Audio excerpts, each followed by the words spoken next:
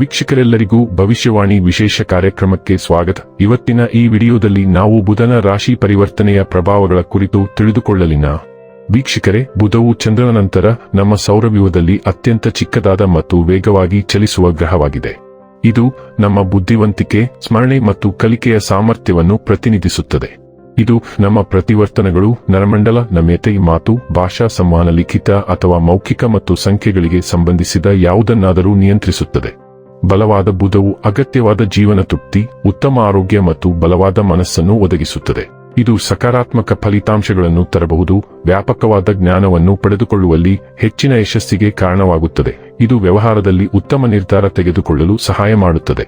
ತಮ್ಮ ಜಾತಕದಲ್ಲಿ ಬುಧ ಬಲವಿರುವವರು ಸಾಮಾನ್ಯವಾಗಿ ಊಹಾಪೋಹ ಮತ್ತು ವ್ಯಾಪಾರದಲ್ಲಿ ಉತ್ತಮ ಸಾಧನೆ ಮಾಡುತ್ತಾರೆ. ಅವರು ಜ್ಯೋತಿಷ್ಯ ಮತ್ತು ಆಧ್ಯಾತ್ಮದಂತಹ ನಿಗೂಢ ಆಚರಣೆಗಳಲ್ಲಿಯೂ ಸಹ ಅಭಿವೃದ್ಧಿ ಹೊಂದಬಹುದು. ಬುಧ ಗ್ರಹವು ಜೂನ್ ತಿಂಗಳಿನ 22ನೇ ತಾರೀಕಿನ ದಿನ ಮಧ್ಯಾಹ್ನ 3:09 ತನ್ನದೇ ಆದ ರಾಶಿಯಾದ ಮಿಥುನ ರಾಶಿಯನ್ನು ಬಿಟ್ಟು ಕರ್ಕ ರಾಶಿಯನ್ನು ಪ್ರವೇಶಿಸುತ್ತಾನೆ. ಜುಲೈ ತಿಂಗಳಿನ 7ನೇ ತಾರೀಕಿನವರೆಗೆ ಬುಧನು ಕರ್ಕ ರಾಶಿಯಲ್ಲಿ ಇರಲಿದೆ. ಈ ಸಾಗಣೆಯು ಪ್ರತಿ ರಾಶಿ ಚಕ್ರದ ಮೇಲೆ ವಿಶೇಷ ಪರಿಣಾಮವನ್ನು ಬೀರುತ್ತದೆ. ಬುಧವನ್ನು ಮಾತಿನ ಅಂಶ ಎಂದು ಕರೆಯಲಾಗುತ್ತದೆ. ಇದು ನಮಗೆ ಸಂಖ್ಯಾಶಾಸ್ತ್ರದ ಸಾಮರ್ಥ್ಯವನ್ನು ಒದಗಿಸುತ್ತದೆ. ಬುಧವು ನಮ್ಮ ಬುದ್ಧಿವಂತಿಕೆಯನ್ನು ನಿಯಂತ್ರಿಸುತ್ತದೆ ಮತ್ತು ನಮಗೆ ತಾರ್ಕಿಕ ಸಾಮರ್ಥ್ಯಗಳನ್ನು ಒದಗಿಸುತ್ತದೆ. ನಾವು ಏನನ್ನಾದರೂ ಎಷ್ಟು ಚೆನ್ನಾಗಿ ವಿಶ್ಲೇಷಿಸಬಹುದು ಎಂಬುದನ್ನು ಬುಧ ನಿರ್ಧರಿಸುತ್ತದೆ. ಬುಧ ಗ್ರಹವು ಭಯಾನಕ ಸ್ಥಿತಿಯಲ್ಲಿದ್ದರೆ ವ್ಯಕ್ತಿಯ ಮಾತು ಯಾರನ್ನಾದರೂ ವಿರೋಧಿಯನ್ನಾಗಿ ಮಾಡಬಹುದು. ಮತ್ತೊಂದೆಡೆ ಬುಧವು ಉತ್ತಮ ಸ್ಥಾನದಲ್ಲಿದ್ದರೆ ಒಬ್ಬ ವ್ಯಕ್ತಿಯು ತನ್ನ ಸುಂದರವಾದ ಪದಗಳನ್ನು ಇತರರನ್ನು ತನ್ನದಾಗಿಸಿಕೊಳ್ಳಬಹುದು. ಇದು ಬುಧದ ವಿಶಿಷ್ಟ ಗುರುತು. ವೀಕ್ಷಕರೇ, ಬುಧನ ರಾಶಿ ಪರಿವರ್ತನೆಯು ಸಿಂಹ ರಾಶಿಯ ಜಾತಕದವರ ಪಾಲಿಗೆ ಹೇಗೆ ಸಾಬೀತಾಗಲಿವೆ? ಯಾವೆಲ್ಲ ಪ್ರಭಾವಗಳು ಇಲ್ಲಿ ನಿಮಗೆ ಲಭಿಸಲಿವೆ ಮತ್ತು ಯಾವ ವಿಷಯವಾಗಿ ಇಲ್ಲಿ ನೀವು ಎಚ್ಚರಿಕೆ ವಹಿಸಬೇಕು ಅನ್ನೋದನ್ನ ನೋಡೋಣ. ಮಾಹಿತಿ ತಿಳಿದುಕೊಳ್ಳುವುದಕ್ಕೂ ಮುನ್ನ ನಮ್ಮ ವಿನಂತಿ ಎಂದರೆ, ನೀವಿನ್ನೂ ನಮ್ಮ ಚಾನೆಲ್ ಸಬ್ಸ್ಕ್ರೈಬ್ ಮಾಡಿಲ್ಲವೆಂದರೆ ದಯವಿಟ್ಟು ಈಗಲೇ ನಮ್ಮ ಚಾನೆಲ್ ಸಬ್ಸ್ಕ್ರೈಬ್ ಮಾಡಿ. ಜೊತೆಗೆ ನಿರಂತರ ವಿಡಿಯೋ ಅಪ್ಡೇಟ್ಸ್ಗಳಿಗಾಗಿ ಪಕ್ಕದ ಬೆಲ್ ಐಕಾನ್ ಕ್ಲಿಕ್ ಮಾಡಿ. ವಂಶ ಪಾರಂಪರ್ಯ ಜ್ಯೋತಿಷ್ಯರು ನಂಬರ್ 1 ವಶೀಕರಣ ಸ್ಪೆಷಲಿಸ್ಟ್. ವೃತ್ತಿ, ಉದ್ಯೋಗ, ಮದುವೆ, ಹಣಕಾಸಿನ ಸಮಸ್ಯೆ, ವ್ಯಾಪಾರ, ಆರೋಗ್ಯ ಸಮಸ್ಯೆಗಳಿಗೆ ಫೋನಿನ ಮೂಲಕ ಪರಿಹಾರ.